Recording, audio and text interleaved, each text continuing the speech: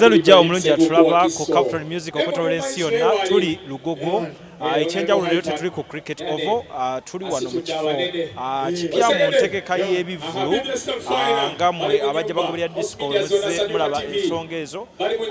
olwaleero wano we tuli kyekivulu kya Clever J era nga bagise return of Clever J. So abayimbi batanze okubeera nga basumulula raga mu mmeremu oba endala bakuba ebivuga ebya dansa kosane sayiro endala eza music bonna bonna we bali naye nga tujja kubaliza Katonda on record Clever J byonna byakoze mu industry ya Uganda finally naye afunye ekivulu kye tana soka tujjabenga weri mu mbeera ki Clever J wabanga olwaleero ali mu kweyumula alabe nga akomawo eri abannayuganda ba mu kifaananyi kya music wa Uganda bonna abantu abeera bazze baba bamala bumazi omuntu yenna asobola okukeera ku makya n'ayambaza abantu engoye n'abambaza engatto bajja okubeera nga bamuwagira sofa kiba kikyakoze enjawulo abamu gye batakyasobola kubanga bakola media omukwano gwa Clever J musajja wange okola emboozi nawe woli ozakuwagira Clever J nsasudde n'okusasula okuyingira leero kuba nakula nga maama amwagala ng'obuyimba babuzannya ku CD obuwiki kati zaggwa nawo CD. Okay, so tuli ku kivulu kya Clever J wano e Lugogo leero venue ekyuseemu tetuli ku cricket oval tetuli ku rugby ground leero kikyukiddemu ddala abantu batu baliddewo basumba zawi twamulabako wano olwaliro Clever J azeewo naye just ekiriwo enkuba yakanzekanzeemu ku bantu naye era ku namba ze ziriwo ogumirawo ng'omuntu kuba si ye Clever J yandibadde nti asubira abantu bwe bati neero namba zisimbi ku ye kuba ndabyeko ku social media abantu abamu nga banafuuya nti ate naye era ku ye si wabi kuba naye kino abadde takisuubira. Kale nze lujja nga nina Idios Media mumuwagire ku YouTube channel yewe erinyo Idios Media ankwemo presentibemo ku Captain Music so kotegeza abantu ekiri wano abali ku Captain Media tuli wano Captain Music nga bamulaba embeera bweri abantu bali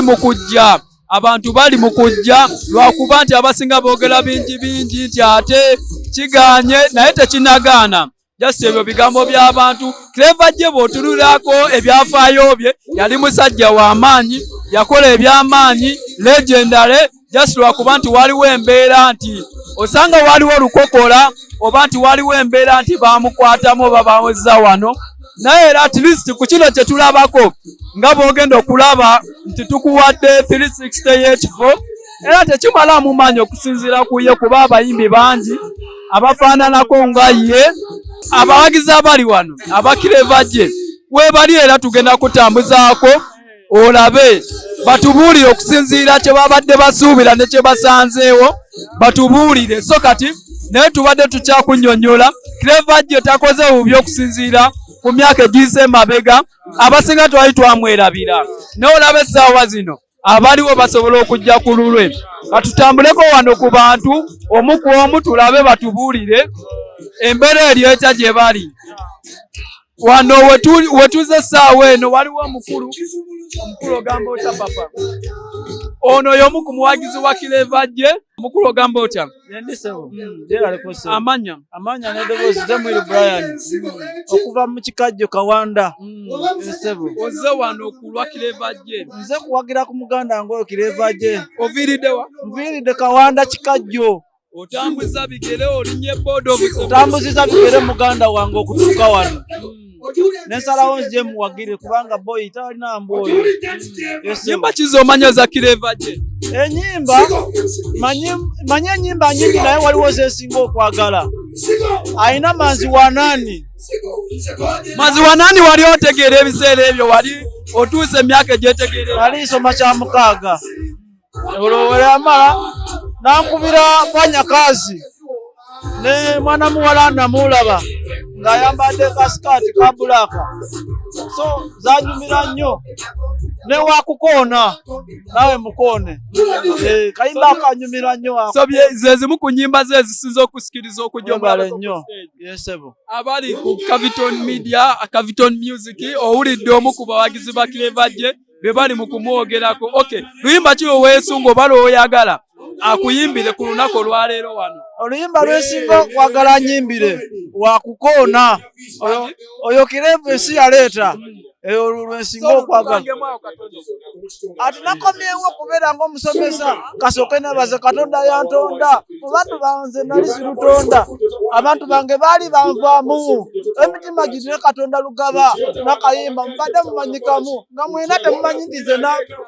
oyo oli muwagizi oyo omweno oyo so bwegagwe kikyosuubira okuva gyali leero omusuubira kujja atya mu sitayiro ki ayambadde atya oyo muyaye musuubira okujja ng'alinga aliyeni zino eziva mu bwengulu ezo alien skin bwensuubira lwaki mumusannyo mu kifaananyi kya alien skin anti wakabi bombi bakabi oba Clever ate oba otunuulidde mu byaddala wakabi ku aliyeni Clever J asinga alien skin enyimba n'okuyimba amusinga naye kati aliyeni saawa zino yaliko oli yalikoko n'agwamu naye kati ate era amusinga amanyago nze Mwiru Brian omusoga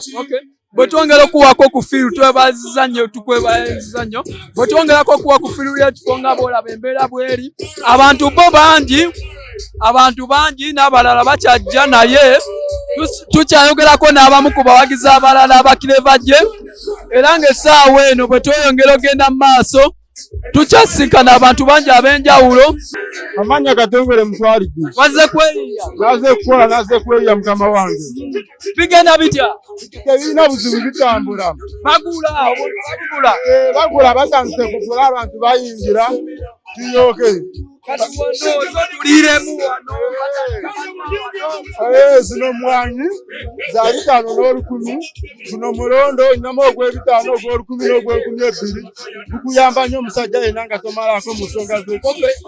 okusinziira gwe tewaza osuubira abantu bagezaako okuba nti sente ziwaza osuubira okufuna muzifaayo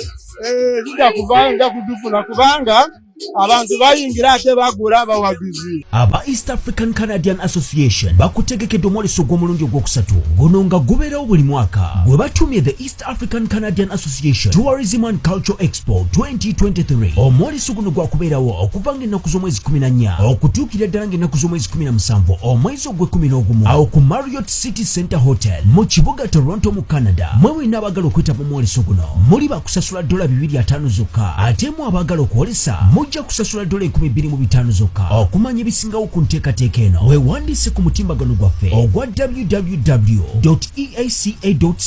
ne ku email registration@eaca.ca oba okube ku namba yaffe ey'e Canada +4 noti 38 noti noti 2 6 oba ey'e Uganda +256 7 noti 8 123 6 noti 4 n'ey'e Kenya +254 795 8 noti 9 Airbnb home ge maka gapangisibwa nga galimu buli kimu ojja nango ezo zokka gasangibwa na mugongo kumpi n'ekiggwa ky'abajulizi oluguudo lwa Colansi paka ku gate galina sitting room enteeketeeka obulungi dining efumbiro kosa n'ebisenge bisatu okuli ne master bedroom waliwo wifi CCTV kamera ziraba ebweru ne munda ku kisenge waggulu kuliko amasannyalaze okwetangira ababbi garden nungi parking nungi gate ya remote ekifo kino kyakolmodatinga abantu okuviira ddala ku muntu omu couple family nammwe abategese bu party obwenjawulo kuba ku namba z'essimu eziri wansi awo. Morris Cakes and Events Limited bakola cakes eza birthday okwanjula baby shower bridal shower mu buli design yonna gy'oyagala traditional cakes n'ebika ebirala kosa n'okutegeka emikolo ne girabika bulungi.